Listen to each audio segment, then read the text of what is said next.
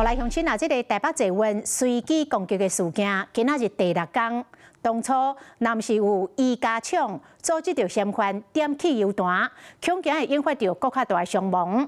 台北捷运讲，明仔载会设一个临时的悼念场，互民众对宜家厂表示感谢。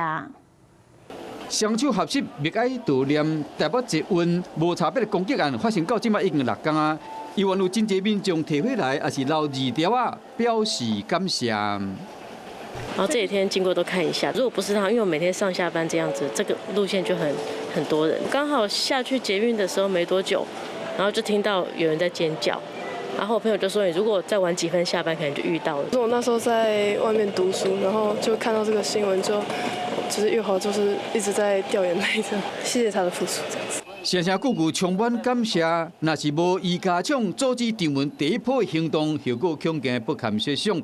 台北捷运伫订救家属以及店面承包商的同意了后，伫献花区的边啊设一个悼念区，和民众对视。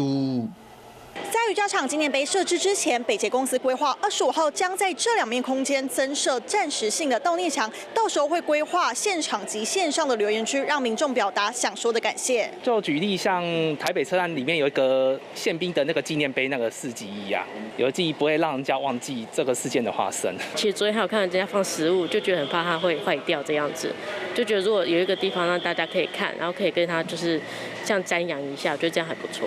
因为通道的空间有限，北捷呼吁讲，献花区只要放花就好，唔能放饮料甲食物等等物件。即日起，除了车站的人员会定时巡查维护以外，逐工收班后会将这花以外物件甲收起来。若是有无妥当的物件，也是无适合的字词，现场拢会另外保管，也是处理。北捷设纪念场，感谢这位舍身救人的英雄，要互伊的英勇事迹，和世间人记条条。